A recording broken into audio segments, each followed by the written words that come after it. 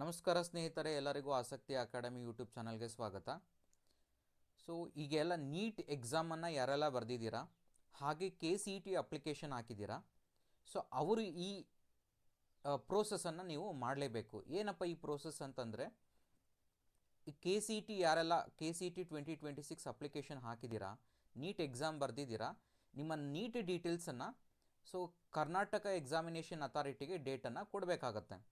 ಯಾಕೆ ಡೇಟಾನ ಕೊಡಬೇಕು ಅಂತಂದರೆ, ಈ KCET ಎಕ್ಸಾಮನ್ನು ಬರೋದು ಎಕ್ಸಾಮ್ ಕಂಡಕ್ಟ್ ಮಾಡುವಂಥದ್ದು ನಮ್ಮ ಕರ್ನಾಟಕ ಎಕ್ಸಾಮಿನೇಷನ್ ಅಥಾರಿಟಿಯೇ. ಬಟ್ ಮೆಡಿಕಲ್ ಎಕ್ಸಾಮನ್ನು ಮಾಡುವಂಥದ್ದು NTA ಮಾಡುತ್ತೆ, ಹಾಗೆ ಅದನ್ನು ಹೋಲ್ಡಲ್ಲಿ ಮಾಡ್ಕೊಳ್ಳುವಂಥದ್ದು MCC.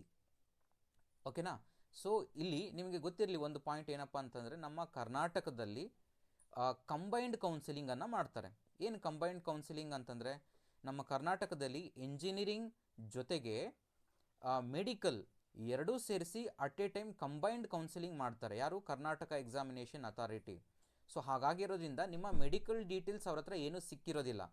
ಸೊ ನಿಮ್ಮ ರಿಸಲ್ಟ್ಸು ಅವ್ರಿಗೆ ಸಿಗಬೇಕು ಅಂತಂದರೆ, ನಿಮ್ಮ ಈಗ ಅಪ್ಲಿಕೇಶನ್ ಡೀಟೇಲ್ಸ್ ಏನಿರುತ್ತೆ ಅದನ್ನು ನೀವು ಅವರಿಗೆ ಡೇಟನ್ನು ಕೊಡಬೇಕಾಗತ್ತೆ. ನೀವು ಒನ್ಸ್ ರಿಸಲ್ಟ್ಸ್ ಬಂತು ಅಂದರೆ ಆಟೋಮೆಟಿಕಲಿ ಅವರು ನಿಮ್ಮ ರಿಸಲ್ಟ್ಸನ್ನು ತಗೊಂಡು ಅದಾದ ನಂತರ ಕೌನ್ಸಿಲಿಂಗ್ ಪ್ರೋಸೆಸ್ಸನ್ನು ಮಾಡ್ತಾರೆ. ಹಾಗಾಗಿರೋದ್ರಿಂದ ನೀವು ಸೊ ನಿಮ್ಮ ಡೀಟೇಲ್ಸ್ ಅಂತಂದರೆ ನೀಟ್ ಸ್ಟೂಡೆಂಟ್ಸ್ ಇದು KCET ಅಪ್ಲಿಕೇಶನ್ ಹಾಕಿರ್ತೀರ ಆಲ್ರೆಡಿ. ನೀವು KCET ಅಪ್ಲಿಕೇಶನ್ ಹಾಕಿ ಮತ್ತು ಈಗ ಮೆಡಿಕಲ್ ಡೀಟೇಲ್ಸನ್ನು ಕೊಡುವಂಥದ್ದು. ಸೊ ಮತ್ತು ಕೆಲವರು ಇನ್ನೂ ಅಪ್ಲಿಕೇಶನ್ ಹಾಕಿರೋದಿಲ್ಲ, ಅಂದರೆ ಮೆಡಿಕಲ್ ಸ್ಟೂಡೆಂಟ್ಸ್ ಮೆಡಿಕಲ್ ಎಕ್ಸಾಮ್ ಮಾತ್ರನೇ ಬರೆದಿರ್ತೀರ, KCET ಎಕ್ಸಾಮನ್ನು ಬರೆದಿರೋದಿಲ್ಲ ಅಥವಾ KCET ಅಪ್ಲಿಕೇಶನ್ನೇ ಹಾಕಿರೋದಿಲ್ಲ. ಅವರಿಗೆ ಇನ್ನೊಂದ್ಸರಿ ಸಪ್ರೇಟ್ ಅಪ್ಲಿಕೇಶನನ್ನು ಕಂಪಲ್ಸರಿಯಾಗಿ ಹಾಕಲೇಬೇಕಾಗತ್ತೆ. KCET ಅಪ್ಲಿಕೇಶನನ್ನು ಹಾಕಲೇಬೇಕಾಗತ್ತೆ. KCET ಅಪ್ಲಿಕೇಶನ್ ಹಾಕದೆ ನೀವು ಸಪ್ರೇಟ್ ಮೆಡಿಕಲ್ಗೆ ನೀವು ಕೌನ್ಸಿಲಿಂಗನ್ನು ಅಟೆಂಡ್ ಮಾಡೋದಕ್ಕೆ ಆಗೋದಿಲ್ಲ. KCET ಅಪ್ಲಿಕೇಶನ್ ಹಾಕಬೇಕು, ಬಟ್ ಎಕ್ಸಾಮ್ ನೀವೇನು KCET ಎಕ್ಸಾಮ್ ಬರೆಯುವಂಥ ನೆಸೆಸಿಟಿ ಇಲ್ಲ, KCET ಬರೆಯುವಂಥ ನೆಸೆಸಿಟಿ ಇಲ್ಲ. ಬಟ್ ಆದರೆ ನೀವು ಅಪ್ಲಿಕೇಶನನ್ನು ಹಾಕಬೇಕಾಗುತ್ತೆ. ಆಲ್ರೆಡಿ ಹಾಕಿದರೆ no problem KCET application. So ಹಾಕಲಿಲ್ಲ ಅಂತಂದರೆ ಸೊ ಇನ್ನೊಂದ್ಸರಿ ಆಪ್ಷನ್ ಕೊಡ್ತಾರೆ ನಿಮಗೆ KCET ಅಪ್ಲಿಕೇಶನ್ ಹಾಕೋದಕ್ಕೆ. KCET application only for the medical students option ಕೊಡ್ತಾರೆ, ಆಮೇಲೆ ಹಾಕ್ಕೊಳ್ಳುವಂಥದ್ದು. ಈಗ ನಾನು ಹೇಳ್ತಿರುವಂಥದ್ದು ಆಲ್ರೆಡಿ ನೀವು KCET ಅಪ್ಲಿಕೇಶನ್ ಹಾಕಿದ್ದೀರಾ, ಜೊತೆಗೆ ನೀಟ್ ಎಕ್ಸಾಮನ್ನು ಬರೆದಿದ್ದೀರಾ, ಆ ಸ್ಟೂಡೆಂಟ್ಸ್ ಏನು ಮಾಡಬೇಕಾಗತ್ತೆ, ನಿಮ್ಮ ಡೇಟನ್ನು ಇಲ್ಲೇನು ಮಾಡಬೇಕಾಗತ್ತೆ, ಎಂಟರ್ ಮಾಡಿ ಡೇಟನ್ನು ಫೆಚ್ ಮಾಡಬೇಕಾಗತ್ತೆ. ನಿಮ್ಮ ನೀಟ್ ಡೇಟನ್ನು ಫೆಚ್ ಮಾಡಬೇಕಾಗತ್ತೆ. ಏನು ಮಾಡಬೇಕು, ಅದಕ್ಕೆ ಏನು ಡೀಟೇಲ್ಸ್ ಬೇಕು ಅಂತಂದರೆ ವೆರಿ ಸಿಂಪಲ್, ನಿಮಗೇನು ಜಾಸ್ತಿ ಕಾಂಪ್ಲಿಕೇಟೆಡ್ ಥಿಂಗ್ಸ್ ಏನಿಲ್ಲ. ಅಲ್ಲಿ ನಿಮ್ಮ ರೋಲ್ ನಂಬರ್ ಇದೆ, ನೀಟ್ ರೋಲ್ ನಂಬರ್, ಮತ್ತು ನಿಮ್ಮ ನೀಟ್ ಅಪ್ಲಿಕೇಶನ್ ನಂಬರ್ ನೀವು ಸ್ಕ್ರೀನ್ ಮೇಲೆ ನೋಡ್ತಿರ್ಬೋದು.